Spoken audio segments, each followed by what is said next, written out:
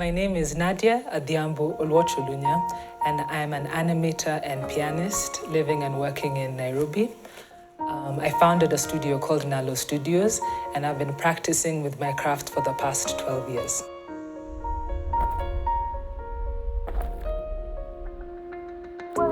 My name is David Avido, and I'm a fashion designer born and bred in Kibera slums. I make clothes for a living. This is my 3rd year in fashion. I'm Chelwek, based in Nairobi. I do graffiti, illustrations, and just everything you can think of creative. I've been doing this since 2015, and I'm mostly based in Nairobi. Somewhere Juguna, Karongo. I'm from Gashie. I'm an artist. My passion for furniture, I think it was about the way you're not closed up. Because wood is always a living thing, it has a character. My name is Cheruto. I am an architect based in Nairobi, Kenya. I'm 24, in my final year of uni in UON doing architecture, and I've been practicing for about a year now. This is one of the sites that I'm working on. I wanted to do music all the way. My dad told me you do a serious course. My name is Trevor Maingi. I'm a Kenyan photographer and filmmaker. Photography is something I stumbled upon. Never went to school to study it. I have a background in aerospace engineering and software development. My name is Bensoul, aka Suda, aka Papa Soul. I'm basically an artist, a musician from Nairobi, Kenya. Singer, songwriter, producer, instrumentalist, music director, and an artist under Soul Generation, a label under Sauti Soul. I've been doing music for quite some time, Well, I started doing it when I was quite young, but professionally from 2013, and nilianza kutengeneza pesa.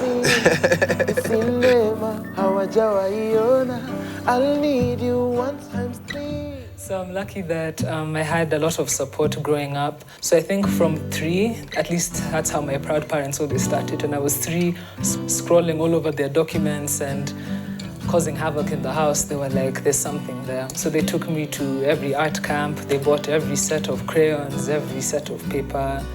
And it's been like that. What's around me, I can support. Because you're mom. I think I have been privileged, very blessed to know people who are immersed in the industry for years on end. So maybe whether it's a friend of my mom or a friend of who can come and say, no, I know an architect. My father was so against me doing music, like crazily, Yani mpaka alikuwa na guitar mpaka akajua aliuza ama alifanya nini. So I never used to do music in front of him at all kwa sababu he was so against it. But I believe hiyo venye alikuwa against it used to make me even want it more. My art actually came naturally. Back in primary school, I used to have this cool desk mate who used to draw Disney characters, and I was like, I want to be among the cool kids of the class. So they were all guys.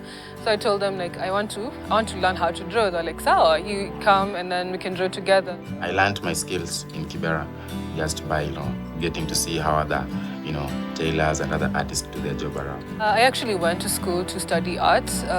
High school I did art, but in campus I also did design, and I majored in illustration. Why I did that is because I felt it was important in adding onto my skill set, and education also has a way of opening some doors. I studied art in Buruburu Institute of Fine Art for 1.5 years, then I didn't finish, I dropped out.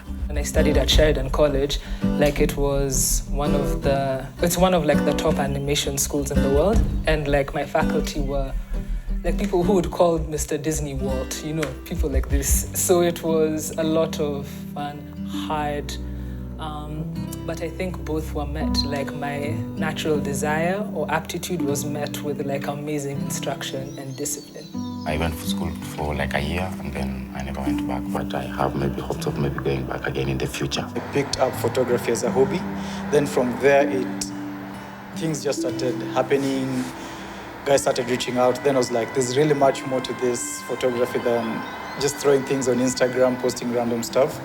So from that point, that's when I was like, let me see how far I can go with this.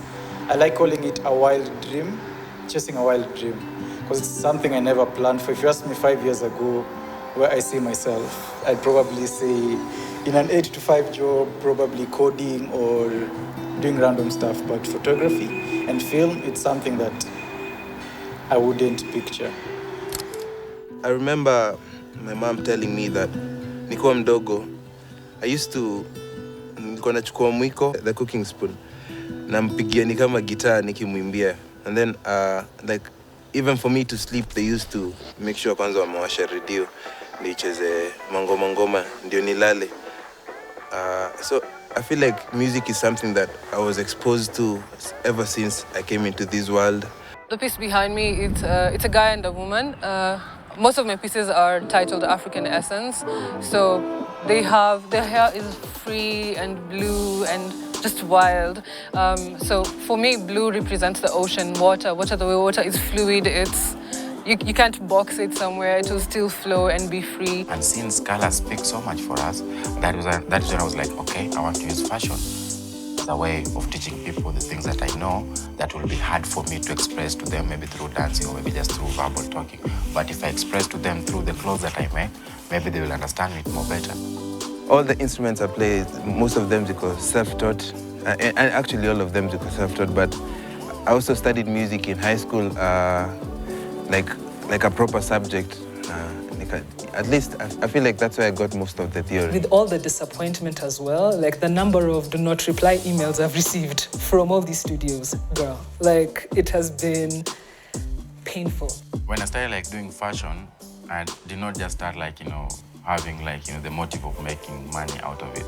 Because that time we had like, a stigma whereby if you're from the ghetto, from the slum, you cannot be representable. If you're from this area, maybe you're just like, associated with like, thugs or prostitution, drug abuse, criminal activity, So when I started like making clothes, at first it was like just to show the world that also like good things can come from places least expected. Good clothes can be made from Kibera, better clothes like even maybe Gucci, Louis Vuitton, and those are the brands that people knows around. I like to think of myself as a storyteller. If I'm working with you, it's more of what story are we telling? So I look for interesting people, fun people, and people with stories. Being like a dropout, you don't even have any people, and you don't know so many people. You're just like a guy from Gashie, which even people will be Googling what is Gashie. So I had to think of something. I teamed up with my friend called Ken. He was also from PIFA, and he wanted like someone who we can share the same goals. He has the same idea about changing the perspective about art and making art being around us and how it can change our lives. What next? The next thing is like to be able to create, job opportunities for everybody around. So my main motive is normally like, okay, if I do any project, it's not just helping me, it's helping like, the 10 people around me. The next time I'm gonna do another one, it's gonna help like 10 other people. Like if you help 10 people, these 10 people, maybe each of them have like, a family whereby they end up feeding like maybe 2, 3, 4, or 5 kids. So 4, 5 kids times maybe 10, that is like already helping like 50 people. The next time you help these other people and the other people. So that was like the main motive when I started it, and I'm still keeping up with it, and it started paying the bills, the better. And now I'm able like to focus more and more to be able for me to go like to create a big space for them, so that they can be able like to continue doing this, and eventually like support their families and kids, and just create like a factory for us, not to always go to China. We can create our own China here.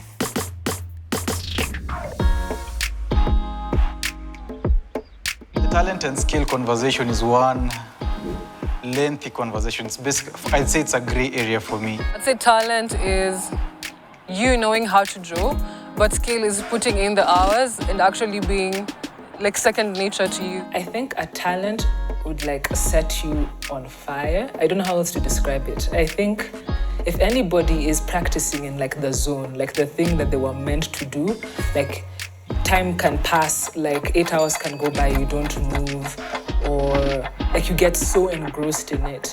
Like I think many people can find it in many different ways, but I think if you find your talent and you're in that place, it feels like everything is natural, like everything is working as it should. I feel like anything can be taught in this world. Unajua brains zetu zimetengenezwa with so much power where like I feel like you can learn anything as long as you put time in it, you know. Even in music, talent is like 5%. Ingine 95 ni ile bidii yenye wewe unaweka, you know, the 10,000 hours you put. If you have a talent, that is something that you don't have struggles like maybe doing them. And if you don't do them more frequently, you don't get better into them.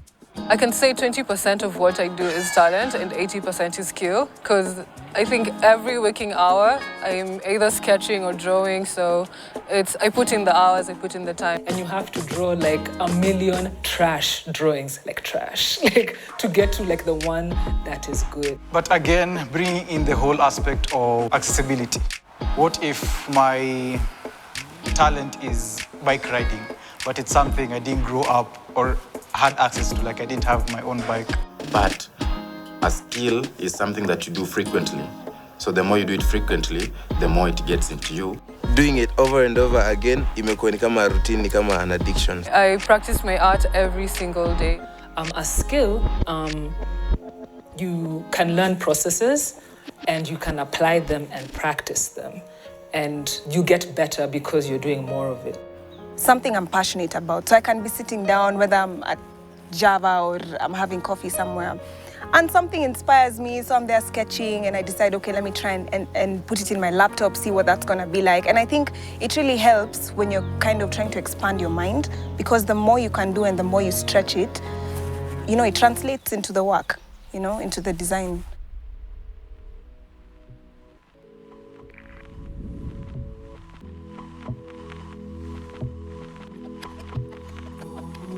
First ever person that I ever made an outfit for, his name was Jaffe the Cheng. Till to this point, like he was the first ever person that Omsali support me. Nilikuwa navuta glue line, glue mangoa nini zote, nilikuwa nalala line hapo hivyo kama tulikuwa na msee alikuwa anapitanga bike na tulia na bike matime kama nishaenda uchoko chini nimeshamaliza busy.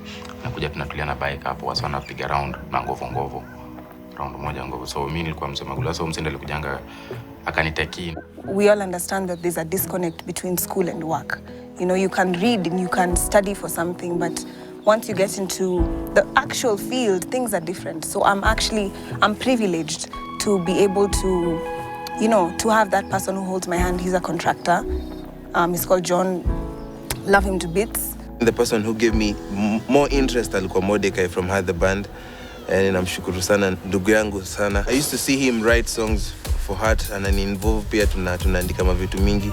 Na I feel like hapo ndo nilipata hiyo courage ya kuandika mangoma zangu sana, and even performing just by myself with the guitar and all that. And then sasa right now my biggest like mentor saizi ni BN sana kwa sababu tunapatana naye sana, and then the man has knowledge journey for days. I'd say YouTube University is my teacher, but I had friends I'd ask questions or hang out with friends who are good photographers, so I learned through both. I mostly got support from my mentors, specifically graffiti, because in campus I felt like I was not learning as much. So I met these guys who are doing graffiti and I approached them and they actually taught me. So I'd say they impacted my art and my style greatly. Yeah. My mentors helped me know how to approach clients and how to price, the kind of paints to use. So I think they impacted me greatly, because I usually say without them, I couldn't know what I was doing right now, because I had the talent, but talent without knowing what to do with it, it's just nothing. So they actually helped me move from just drawing and actually making money, making a living out of art. So they impacted me greatly.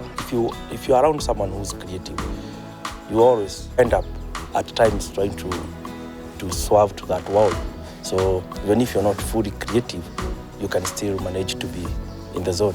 My biggest influence was Swift Graffiti.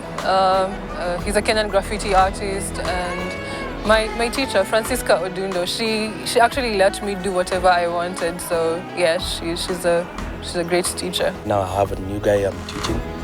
I'm happy, like he's understanding the openness of the world and my mind.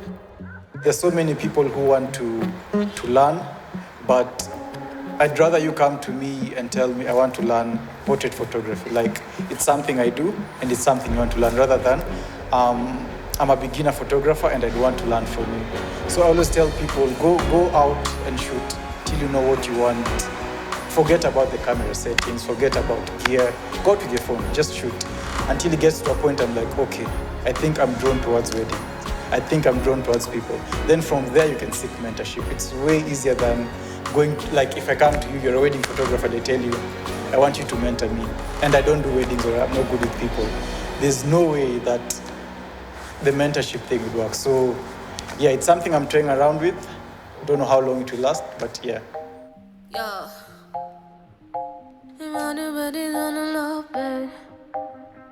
I've worked with Chronics, I've worked with Chris Martin, I've worked with Roman Vago, I've worked with D Major, Future Fumble, Everton Blender, Buju Banton, Agent Sasko, Cecile, Dollar Sign, TY Dollar Sign. I've worked with Bruno Mars. I live off art fully. I don't have any other job. So yeah, I think art feeds me. Art is everything to me. I've been writing songs for a bunch of artists, and then pia wananilipanga, it's a paying gig because at the end of the time, I'm using my time to do it and my talent and my skill to do it. And then I also produce for guys, and then also I write jingles. We do performances, we sell some merchandise, unacheki kama za Soul Generation, Soul Family. I'm happy to share that I've finally been able to earn a substantial income from my animation. And it's because I've finally been able to get the client base I've been working towards. With like North American studios, getting the foreign currency into my studio in Kenya means it can stretch a lot more, I can do a lot more. And also having done work in the NGO space for comics that have like a message behind them, like that's also been like a steady source of income. Where I'm at now, the kind of support that I'd need is for people to keep on taking a chance on me, because that's how it starts. Someone takes a chance on you, you do well, you keep going, you keep moving. People to keep on holding my hand, because you don't just wake up and know how to do everything. And I think that's the same thing I'd say that younger architects need, just that kind of support and people to be patient and to hold their hand and give them these opportunities, because people are really talented. People really have that eye and they have that flair. And all we need is somebody to actually push you. The support I require at this point in my career is teamwork. Because as somebody who works in animation, if anybody watches a movie, you'll see that the cast of characters might have been 12, but it's like 1 million jobs over like 1 million countries. With proper funding, I think I can do my own. Because see, at the point I am now, it boils down to personal projects. But those need like a proper funding, a budget to work with. Because I don't want to call in favors and tell people just come do this for the sake of it. I think the biggest support I need right now is just marketing, just more people to get my work out there. The more people speak about it, the more I create and the more we all become relevant in this space, yeah. The kind of support that I need like right now as an artist is monies. We need the monies. We need like big money, For us, we have like intentions of becoming like worldwide recognized artist, global artist. And being a global artist means doing amazing videos, first of all, like big quality, and na cameras kama hizi then you metuletea, and then that needs so much money, And then also proper audios, zinahitaji proper equipment. So the studios mostly we use zinakwanga very expensive, and it's a good thing, At least you're investing in your career. if I'm doing this interview, it means I'm making an impact and people are starting to understand the goals that I had. For me to have actually been able to do all the things I said I wanted to do, and every person I wanted to share it with, I've been able to do it. Like I remember telling my grandparents, told my brothers, my sisters, like my mom, like we've wept and danced together. And I think that's made my practice all the more healthy and like the joy all the more sweet. Because I'd say like right now I'm really happy. And like not just like financially, like with my studio practice, but I think like I have everything I need to thrive in Nairobi. And yeah, things I think can only go upward from here.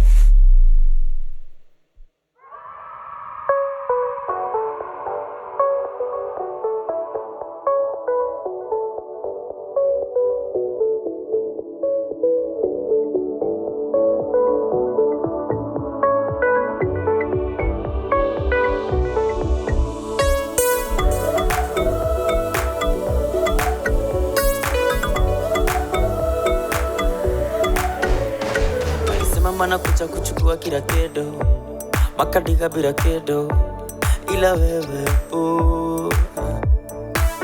malisema niko chini kama kuku ya ushago siwezi vika mjini no but you know the truth I've been running and running falling and standing you're still here riding